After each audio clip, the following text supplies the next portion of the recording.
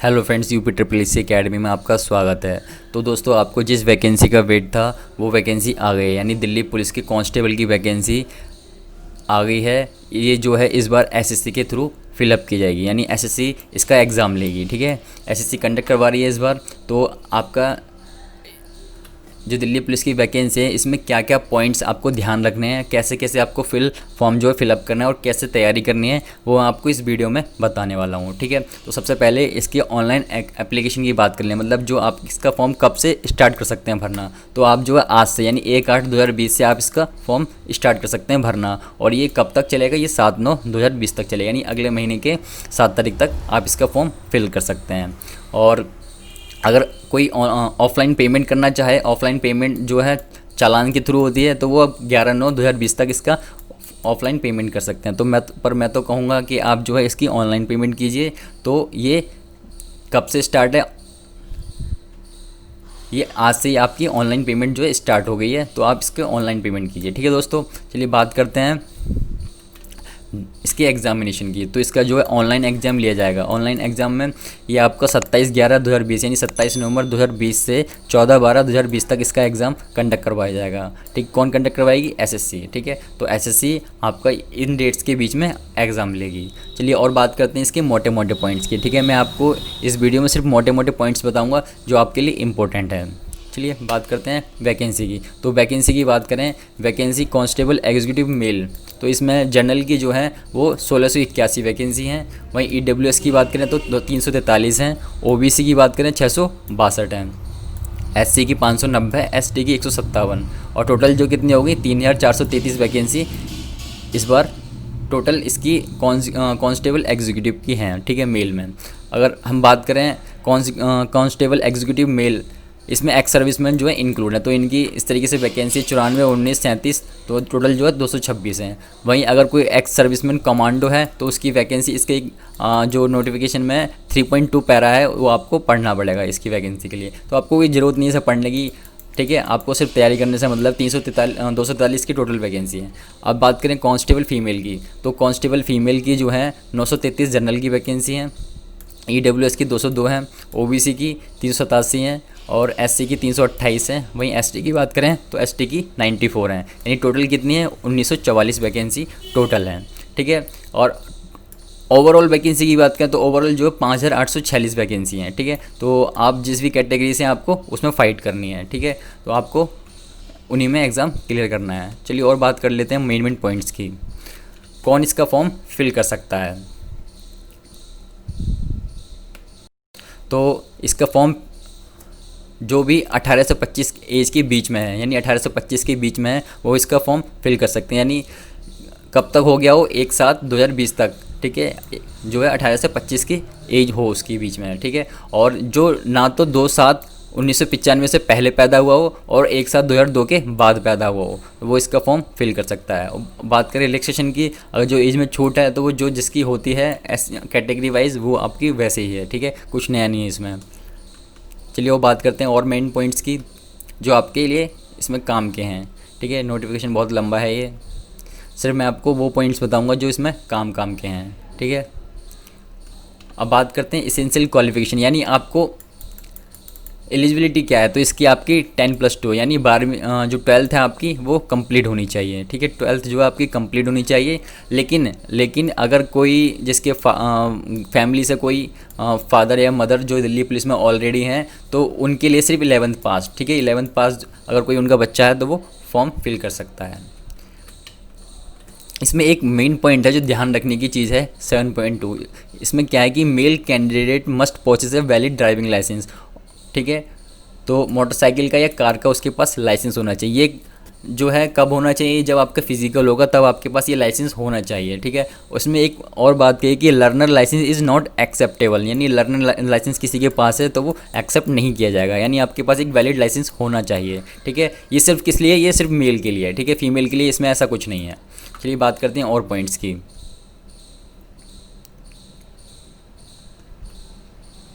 इसमें और पॉइंट्स की बात कर लेते हैं। आपको सिर्फ मेन पॉइंट्स बताऊंगा। तो इसमें लिखा है कि हाउ टू अप्लाई, तो आप कैसे इसका फॉर्म फिलअप करोगे तो वो आपको बता रखा है। तो आप इसे, मैं नीचे नोटिफिकेशन जो है इसका लिंक में डाल दूंगा, तो आप नीचे उसको डाउनलोड करके पढ़ सकते हैं कि क्या क्या है। लास्ट डेट इसकी 7/9/2020 है, ठीक है, 23/3 यानी 11:30 बजे तक, ठीक है। और बात करते हैं इसकी फ़ी जो है इसकी वही 100 रुपये, हमेशा 100 रुपये रहती आई है, तो वही आपकी 100 रुपये। आप ऑनलाइन ऑफलाइन जैसे आप पेमेंट करना चाहें आप इसकी पेमेंट कर सकते हैं। और बात कर लेते हैं हम आगे और पॉइंट्स की। सेंटर ऑफ एग्जामिनेशन, यानी आप जिस भी रीजन से फिल कर रहे हैं तो आपके सेंटर वहाँ कहाँ कहाँ पढ़ सकते हैं वो आप इसमें दे रखा है, वो आप देख सकते हैं, ठीक है। आप देख लीजिएगा, ये वीडियो लंबी हो जाएगी अगर मैं एक पढ़ूंगा बैठ के, तो ये बेकार है, पढ़ने किसी काम का नहीं है हमारे। हम सिर्फ मेन पॉइंट्स पढ़ेंगे जो हमारे काम के हैं। बात करते हैं स्कीम ऑफ एग्जामिनेशन। तो स्कीम ऑफ एग्जामिनेशन इसका ऑनलाइन टेस्ट होगा, यानी कंप्यूटर बेस्ड टेस्ट होता है, ठीक है। जो बाकी और एग्ज़ामों का होता है सेम वैसे ही होगा। इसमें 100 क्वेश्चन होंगे 100 मार्क्स के, ठीक है। 100 क्वेश्चन होंगे 100 मार्क्स के, ठीक है। और ये ऑब्जेक्टिव टाइप है, ठीक है। 4 ऑप्शन होंगे, उसमें से आपको एक पर टिक करना है। तो जैसे और होते हैं वैसे ये भी है।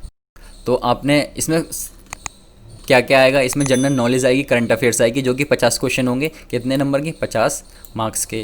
रीजनिंग जो है आपके 25 क्वेश्चन आएंगे, कितने नंबर के, 25 मार्क्स के। वहीं न्यूमेरिकल एबिलिटी मतलब मैथ्स जो आएगी आपके 15 क्वेश्चन आएंगे और ये 15 नंबर के, ठीक है। बहुत हल्की मैथ्स आ रही है। वहीं कंप्यूटर फंडामेंटल, MS एक्सेल ये सब आएगा, यानी पूरा कंप्यूटर आपको जो बेसिक होता है वो पढ़ना है। तो ये कितने का आएगा, ये 10 क्वेश्चन आएंगे 10 नंबर के, यानी टोटल आपको 90 मिनट मिलेंगे इस पेपर को सॉल्व करने के लिए। तो आपको डरने की कोई ज़रूरत नहीं है, मैं आपको ये सब कराऊंगा, ठीक है। ये बहुत ही बेसिक क्वेश्चन होते हैं इसके, मेरे पास प्रीवियस ईयर के क्वेश्चन पड़े हुए हैं। तो आपको मेन जो फोकस रखना है वो जनरल नॉलेज पे और रीजनिंग पे मोस्ट फोकस रखना है आपको, ठीक है, क्योंकि कंपटीशन बहुत टफ है और जो इनको क्लियर कर जाएगा वो समझ लो उसका नंबर पक्का है। चलिए बात करते हैं आगे, ठीक है। इसमें जो नेगेटिव मार्किंग है वो 0.25 की इसमें नेगेटिव मार्किंग होगी, ठीक है। तो जिसका भी गलत होगा वो 0.25 उसका कट जाएगा, तो आपको इस बात का ध्यान रखना है। बात करते हैं, और इसमें कहता है कि अगर रिप्रेजेंटेशन आप सबमिट करना चाहते हैं तो आपको 100 रुपये पर क्वेश्चन पे करने पड़ेंगे। तो ये क्या है मैं आपको समझा देता हूँ। इसमें क्या होता है कि आपका पेपर हो जाता है, उसके बाद SSC जो है आंसर की इशू करती है। आपको लगता है कि ये क्वेश्चन जो है सही है, जो मैंने मार्क टिक किया है वो सही है और इन्होंने आंसर गलत दे रखा है, तो आप इसकी रिप्रेजेंटेशन डाल सकते हैं, जो कि 100 रुपये पर क्वेश्चन होगी, ठीक है। यानी अगर आपके 2 क्वेश्चन है तो 200 रुपये लगेंगे, ठीक है। तो कुछ नहीं है, ये बात की बात है। हम अभी जो मेन पॉइंट है उन पर फोकस करते हैं। कहता है जनरल नॉलेज और करंट अफेयर, जो इसका मेन सिलेबस होता है वही इंडियन इकोनॉमी, पॉलिटी, कॉन्स्टिट्यूशन, ये सब साइंस, जनरल साइंस वगैरह, ये सब वही जो मोस्टली रिपीटेड क्वेश्चन होते हैं इसमें वही पूछे जाते हैं, कुछ नया नहीं पूछा जाता, ठीक है। रीजनिंग बात करें तो बेसिक रीजनिंग है, ठीक है। न्यूमेरिकल एबिलिटी की बात करें, मैथ्स में वही ratio, proportion, percentage, average, compound interest, simple interest, ठीक है, profit and loss, discount, mensuration, time and distance ratio, time and work, यही सब बेसिक क्वेश्चन है, ठीक है। और बात करें कंप्यूटर की, कंप्यूटर जो है आपका पूरा बेसिक कंप्यूटर है, ठीक है। यानी जो आपके मोस्टली रिपीटेड क्वेश्चन होते हैं सिर्फ वही पूछे जाएंगे, ठीक है।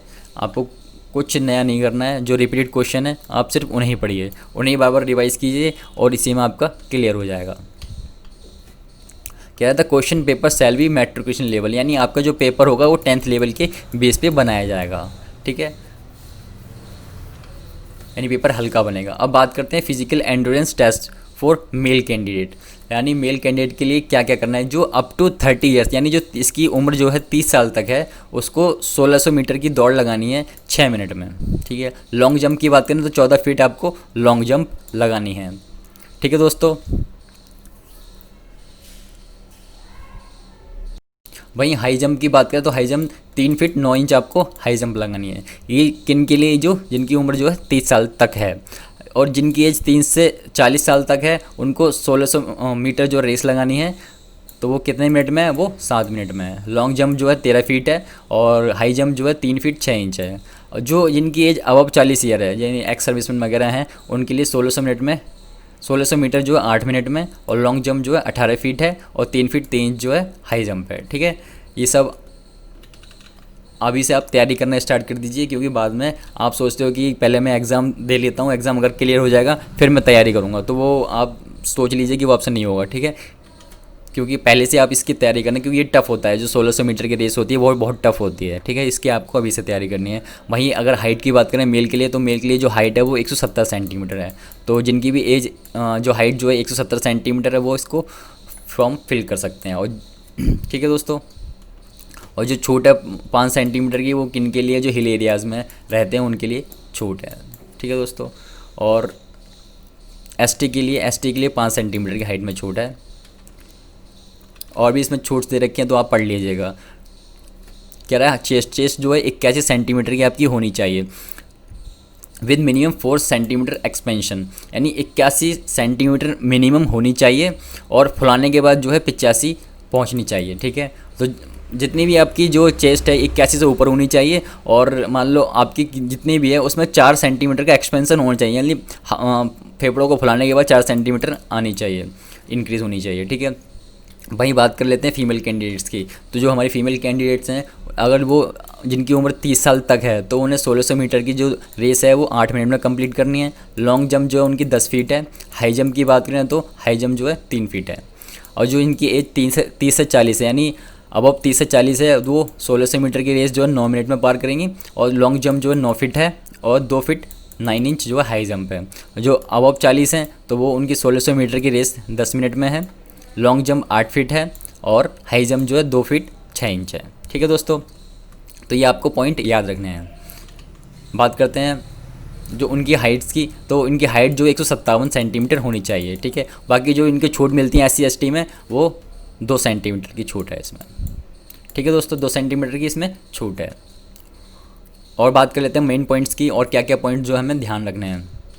कुछ इसमें टैटूज़ के बारे में बता रखा है। तो टैटूज़ जो आपके रिलीजियस सिंबल वगैरह हैं और फिगर या नेम है हाथों पर लिखे होते हैं लोगों के, तो जो भी आप इंडियन आर्मी में जो फॉलो होते हैं वही इसमें भी फॉलो होंगे। ठीक है, तो आपके अगर लेफ़्ट हैंड पे है जो, अगर ये कोई टैटू वगैरह तो वो चल जाएगा। ठीक है, क्या टैटू यानी आपके जो लेफ़्ट हैंड पे है तो वो चल जाएगा। ठीक है, लेफ़्ट हैंड पे अगर कोई आपका टैटू बना हुआ है तो वो चल जाएगा। और टैटू की जो हाइट है वो लेस देन 1/4 होनी चाहिए और पर्टिकुलर पार्ट की, यानी हाथ का 1/4 जो है होनी चाहिए, मिनिमम है ये।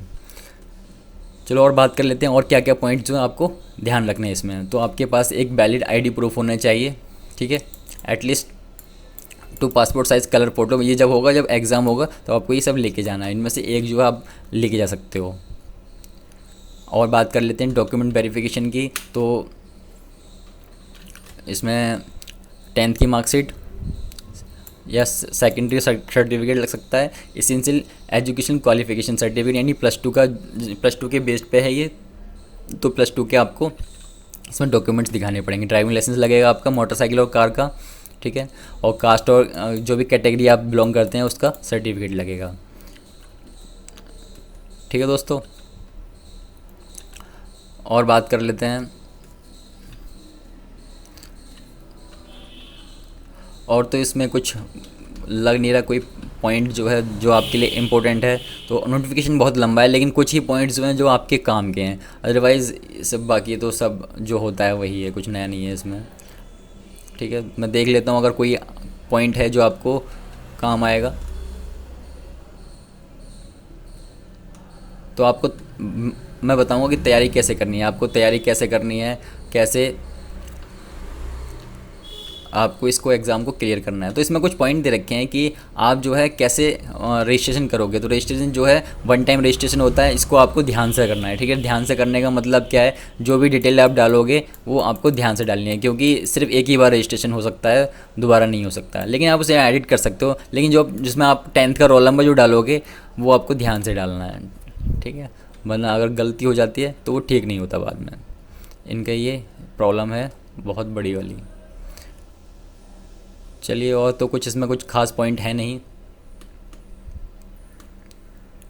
ठीक है, तो इसमें कुछ इस तरीके से स्क्रीनशॉट्स डाल रखे हैं कि कैसे आपको क्या क्या डालना है, फॉर्म कैसे फिल करना है, सब आप पढ़ लीजिएगा, नोटिफिकेशन में नीचे डाल दूंगा। ठीक है, तो ये सब पढ़ के हम टाइम वेस्ट नहीं करते हैं। अब बात करते हैं कि आपको तैयारी कैसे करनी है।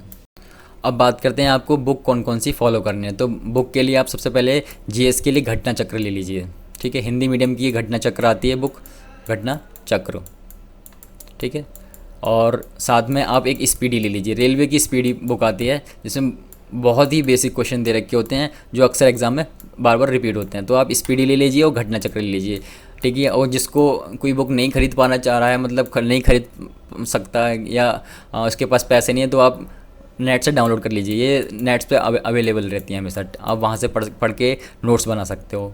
अगर बात करें मैथ्स की, तो मैथ्स में आपको कुछ नहीं करना है, मैं कराऊंगा मैथ्स, ठीक है। मैथ्स की जिम्मेदारी मेरी है, ठीक है। मैथ्स में कुछ भी नहीं है, और जो मैं कराऊंगा मैं आपको नोट्स दे दूंगा, आप उससे प्रैक्टिस करनी है, ठीक है। बात करें रीजनिंग की, तो रीजनिंग की बात करें, रीजनिंग भी मैं ही कराऊंगा, ठीक है। आपको नोट्स दूंगा, आपको उसी से ही प्रिपरेशन करनी है, ठीक है। सारे जितने भी कॉन्सेप्ट होते हैं, जितनी भी ट्रिक्स होती हैं, सब कराऊंगा मैं। जो एग्जाम में रिपीट हो चुके हैं क्वेश्चन, वो मेरे पास सारे क्वेश्चन है, वो मैं आपको सब कराऊंगा। पिछले साल के जितने भी दिल्ली पुलिस के एग्ज़ाम हुए हैं, उन सब के क्वेश्चन पेपर हैं मेरे पास, तो मैं वो करा दूंगा आपको। बात करें कंप्यूटर की, तो कंप्यूटर का मैं आपको कंप्लीट कराऊंगा सिलेबस, ये मेरी जिम्मेदारी है, ठीक है। मैं कंप्यूटर का सिलेबस आपको पूरा करवाऊंगा। आपको बस करना क्या है, जो मैं क्वेश्चन कराऊंगा वो आपको पढ़ने हैं, ठीक है। आप पढ़ोगे तभी आपका एग्ज़ाम क्लियर हो पाएगा। और साथ ही साथ आपको जो है फिज़िकल की तैयारी खुद करनी है, ठीक है। फिज़िकल तैयारी आपको अच्छे से करनी है, ठीक है। आप ये मत सोचना कि पहले मैं पेपर क्लियर कर लेता हूँ और फिर उसके बाद फिर तैयारी करूँगा फिज़िकल की, तो फिर वो आपकी गलती है, ठीक है। कि आप सोचोगे कि एग्ज़ाम क्लियर हो जाएगा तो तैयारी करूँगा, तो ये आप गलत सोच के बैठे हो, ऐसा बिल्कुल नहीं होता, ठीक है। आपको पहले दोनों चीज़ें जो है साथ साथ लेके चलनी है, ठीक है। दोनों चीज़ें साथ साथ लेके चलोगे तो ही आप क्लियर कर पाओगे, अदरवाइज़ आप सोच के बैठे रहोगे तो आप कुछ नहीं होने का, ठीक है। तो ये जो सच्चाई है जो मैं आपको बता रहा हूँ, ठीक है। आप वीडियो ख़त्म करते हैं, और आपसे रोज़ जो है आपका सिलेबस से रिलेटेड जितनी भी आपके क्वेश्चन है, ये सब मैं एक वीडियो बना के डालता रहूँगा, आपको तैयारी करनी है, ठीक है। और मैं साथ में इसकी PDF भी डालता रहूँगा, तो आप वीडियो देखिए और तैयारी कीजिए, ठीक है। कुछ नया नहीं है, बहुत ही ईजी पेपर आता है, बस फिजिकल के आपको ध्यान रखना है, ठीक है। तो चलिए वीडियो ख़त्म करते हैं दोस्तों। थैंक यू दोस्तों, मिलते हैं अब नेक्स्ट वीडियो में। सिलेबस से रिलेटेड जितनी भी वीडियो होंगी वो मैं इस वीडियो के चैनल पे डाल दूंगा, और जल्दी से आपको इस चैनल को सब्सक्राइब करना है, ठीक है। चैनल को सब्सक्राइब कर लीजिए, बेल आइकन प्रेस कर लीजिए, और इससे रिलेटेड जितनी भी वीडियो हैं आपको मिलती रहेंगी इस चैनल पे। थैंक यू दोस्तों।